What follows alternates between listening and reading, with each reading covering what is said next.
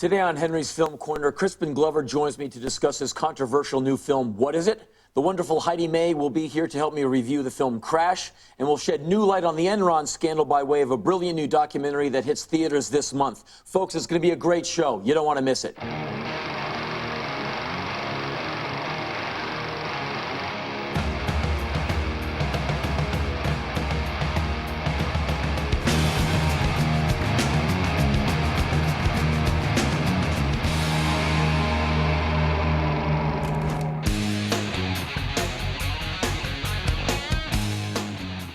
It's springtime, which means the Hollywood promotion machine is about to kick into extreme high gear.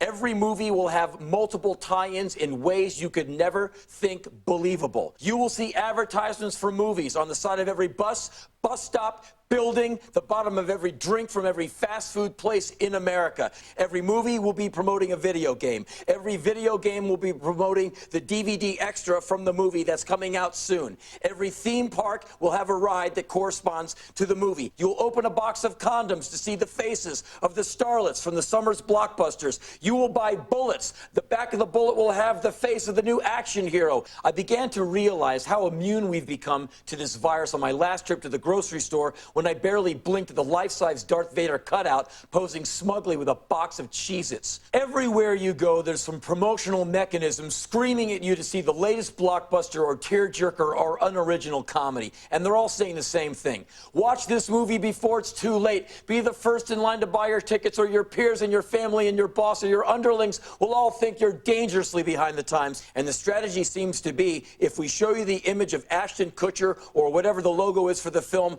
enough times, you will somehow be bludgeoned into submission, where you will eventually line up, buy your ticket, and go. Do not cave into this kind of battering ram of advertising, this assault on the senses, and this belittling of your intellect. This is the movie industry choosing us for their demographic instead of us choosing them for entertainment.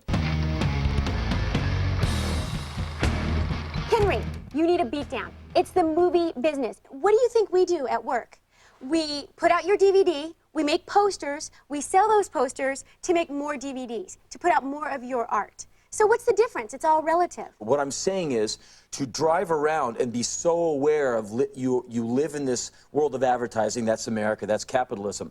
But to live in this world where it is just hemmed in by everything is about the movie. Henry, you've been involved in those big movies. You've acted in Bad Boys too. Yeah, I partake in the art, in the work of being in a movie, of being trying to be gainfully employed as an actor, but I don't like how things are marketed. I can't help but drive around and go, man, it's inescapable.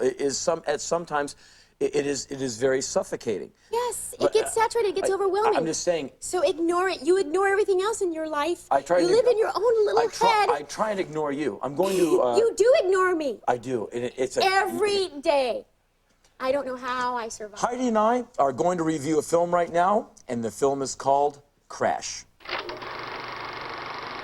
I think we missed that touch so much that we crash into each other just so we can feel something. Crash is the directorial debut of writer-producer Paul Haggis, who is nominated as a writer this year for his adapted screenplay, $1 Million Baby. Haggis was inspired to write the screenplay to Crash after becoming a real-life carjacking victim in Los Angeles, which made him consider the lives of his perpetrators and his own urban isolation. In L.A., nobody touches you. We're always behind this metal and glass. Crash examines the complexities of racial tolerance by intertwining several storylines representing a cross-section of cultural groups. Come on. I would have said you were Mexican, but I don't think it would have pissed her off as much. My father's from Puerto Rico. My mother's from El Salvador. Neither one of those is Mexico.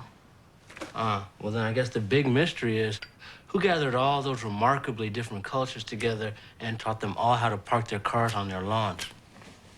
A Brentwood housewife and her DA husband, a Persian store owner, an African-American television director and his wife, a Mexican locksmith, 2 carjackers, a rookie cop, and a middle-aged Korean couple are all circumstantially connected through a series of separate events that take place over a 36-hour period. Put your hands on top of your head, ma'am. Will you just do what he says? Now, do you have any guns or knives or anything I might get stuck with? Sandra Bullock, Don Cheadle, Brendan Fraser, Matt Dillon, Ryan Phillippe, and Ludacris all played lead roles in their respective sub-stories. Crash is a dramatic look at modern-day racism, and it is clear from the talent participation here that Hollywood is craving opportunities to deliver an altruistic message without sacrificing entertainment value. What I need is a husband who will not just stand there. What did you want me to do? Get us both shot? So Heidi, what did you think of the film? I loved it. I think that movies like this are important when they have to do with race. And besides race, there's class and there's religion that people are judged by. And I think it's dangerous. I think movies like this, especially for young adults, if it could open one person's eyes to see where they're prejudiced, it's worth it. I agree with all that stuff in that it did make all of those points. But for me, the idea was kind of almost turned into this kind of grotesque thing where I needed a teaspoon, but you gave me a gallon of it. I already knew this stuff, but for young people to see this, to see that every race, every religion, and every class has friction that is solvable, great. As a 44-year-old guy who's been around racism up to his ears since I came into the world, I didn't need a lesson in it more. And I'm not putting the film down for doing that. I just thought to wrap it up in this tight little bow, to me, was a little convenient at times. And that's my basic overall criticism of the film. Acting overall, great. The concept, great. But there's just too many things that, like, oh, you went there right in the right time to meet that guy. Oh boy, what a crazy movie. What a crazy 36 hours that was. See, I didn't get that. I thought the little vignettes, they all worked so well together, and there was a lot of surprises. You have to admit there were a lot of surprises. When you thought one character was going to do one thing, it went the other way. There was a few things, like the scene with Tony Danza was an absolute direct shout out to Robert Townsend's Hollywood Shuffle. Some of what Matt Dillon did was an ode to American History X, and a lot of it I could see do the right thing.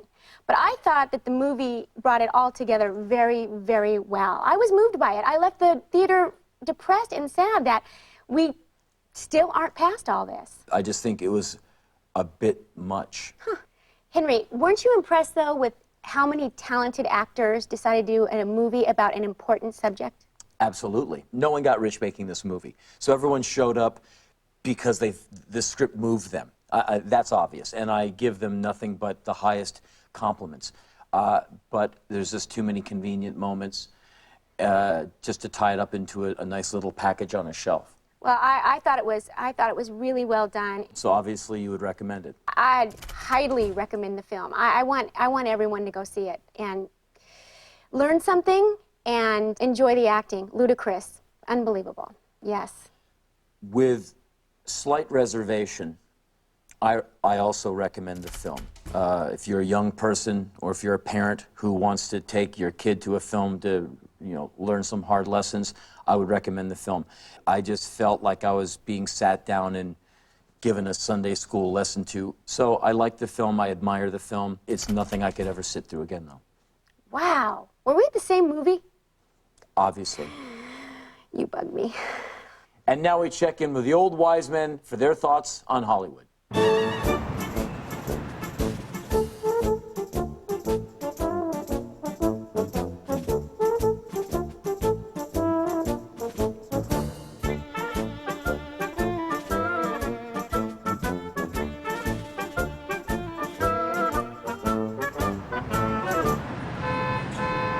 A lot of the actors today don't have the street experience. They just haven't been off. They don't come off the turf. I hang out with lots of people who are not in the show business. So every now and then one of them will say to me, I've got a nephew coming in from so-and-so, can you help him? I said, help him do what? He said, well, he wants to be an actor. I said, well, how can I help him? They don't understand how difficult it is. No. Sure it's difficult. So all you can tell them is tell them to learn about life and the world, Right. get a job. Right. John Huston said to me, now, Richard, he said, of all the films I've ever done, I've always done my best. However, there have been times, on occasion, when my reason for doing a film hasn't been absolutely pure. He says, now, in those instances, I could see the whole thing crumble before my very eyes. And there's not a thing you can do about it. I'll tell you what I tell them. You know, when I was a kid, my mother took me to see a Broadway play with Walter Houston. And outside by the stage door after the play, she shoved me up against Walter Houston. She said, Mr. Houston, this is my son. He wants to be an actor. Do you have any advice? The most humiliating moment in my life. And I look at him, and Houston says, well, son, I would get another profession as well. Exactly what I just Perhaps said. you could be a Follow what teacher. you want to do.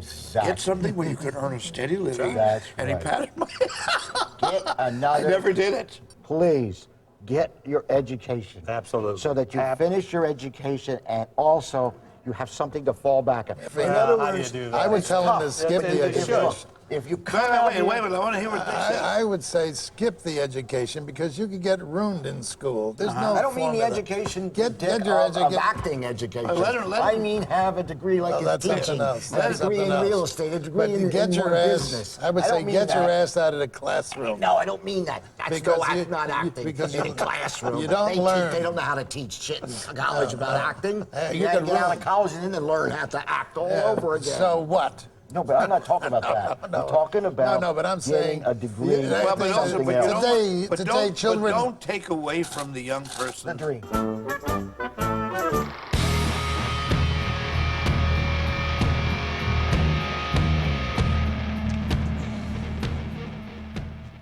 Our guest today is Crispin Glover, who's had a lot of success as an actor, but now moves behind the camera to give us his feature film, What Is It?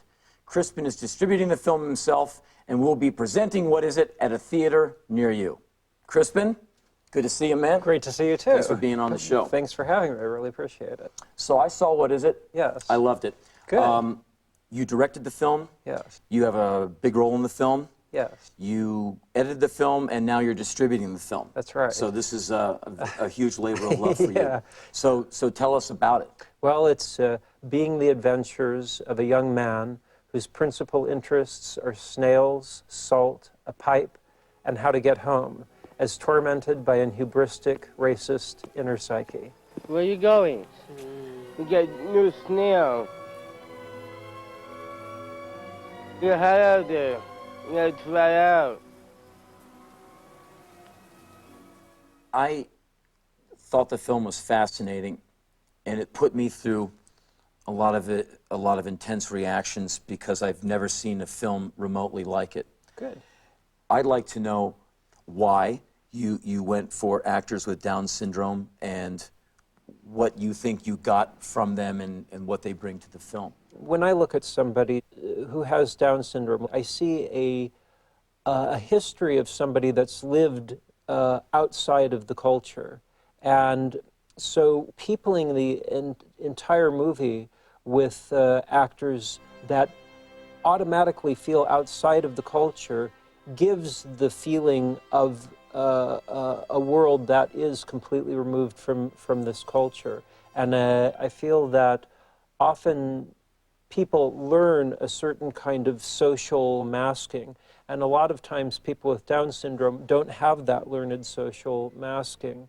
And so there can almost be an innate sense that is something that a lot of actors are trying to get to that can happen just immediately. And it seems to me that this film seems to exist almost completely outside a very structured box of Hollywood expectations of a movie-seeing audience. There's, many years, even decades right now, of limited expression that's been coming across in films particularly. It's done by the corporate entities that are funding film.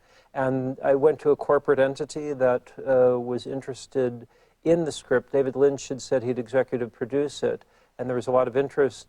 But after a certain amount of conversation, they felt that there was concern of having a majority of the cast to have Down syndrome. When you go in on meetings, you'll often hear the words, well, we wouldn't really want to say that. And it sounds innocuous enough when you hear it, but then you think about it, it's like... That's huge. Yeah, it's self-censorship, and it's like, well, what is it you don't want to say? Why not be able to say absolutely anything? Sure, if people get mad or if people get uncomfortable, that's actually a good thing. And that, in my opinion, is the job of art. Right. It's the job, potentially the job of film. Right. I mean, not every film needs to do that, but it's what film can do. Yeah. It's what art can do, and it's what people need some time. You need your mind challenged. You need to see something that goes, what the hell was that? Right. So there's a good conversation on the way home. Absolutely. And I think with American culture, we've lost a lot of that need to challenge ourselves, to challenge what the walls, or like, you know, whatever the benchmark is or whatever. Right. I really believe I that. agree. There's the book by Friedrich Nietzsche called Beyond Good and Evil. And what a culture considers good is called good. And what a culture considers bad for the culture is called evil. But when you think about that, it becomes very clear that that's just a concept. It's an idea that is meant to keep a certain element of the society or the entire society within this constraint of what's considered good and evil. And anything that is put out by these kind of corporate entities that are making films right now seem to need to stay within what is considered right and wrong, what's considered good and evil. Anything that conceptually goes outside of that, beyond good and evil, so to speak, won't get funded. But obviously, I know there's millions of people out there that aren't having films sold to them because corporations don't know that there are millions of people out there that want intelligent, provocative kind of material. And so it's not available for anybody. But I often feel some of the most interesting films and some of the best films end up coming out of extremely repressed cultures because people feel it, they react to it. I'm sure I'm not the only person, but you can feel it kind of boiling under. There's a lot of people that are very, very irritated by the fact that there isn't material to be thinking about and enjoying in that way. You know, talking about these, you know, the good and evil, and this box that Right. a lot of the West, we operate in it. Right. What is it seems to be basically beyond good and evil, mission accomplished. Right. You've taken this to Sundance and places like that. What has the reaction been? Well, when I show it to large audiences, about 300 people, I'll count about how many people will leave. And at a certain point in the film, there'll be about 5 to 7 people that will get up and leave, of about 300 people. The good thing, though, is, of course, is that nobody is going to shoot me for this, probably, or put me in jail or hit me with a stick or something. But even though it's difficult, and it's taken me 9.5 years to make the film, I do have the opportunity to go out now and do this tour around with the film, get ideas, get a forum so people can talk. Sometimes I'll have aggressive questioning where people will be reacting to certain things in the film. But by and large, I can tell people are really genuinely enjoying really what we've been talking about, just the element that there are these other kinds of thoughts that aren't being presented by and large. So let me get this across.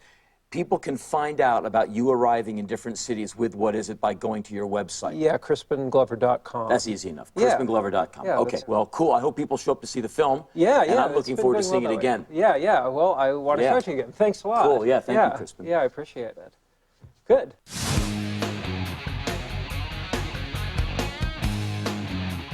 And finally, folks, a reason to rejoice. There's an amazing documentary being released in theaters this month based on the best-selling book about the Enron scandal titled The Smartest Guys in the Room by Fortune reporters Bethany McLean and Peter Elkind. This is the inside story of one of history's greatest business scandals, in which top executives of America's 7th largest company walked away with over $1 billion, while investors and employees lost everything. It had taken Enron 16 years to go from about $10 billion of assets to $65 billion of assets. It took them 24 days to go bankrupt. You remember these motherfuckers. Andy Fastow, Ken Lay, and Jeff Skilling, and how they built thousands of employees of Enron and other companies out of their life savings. Did you convert stock worth $66 million? I don't know, but I don't have the records with me. Would that be surprising to you to learn that you did that? No, that would not be surprising.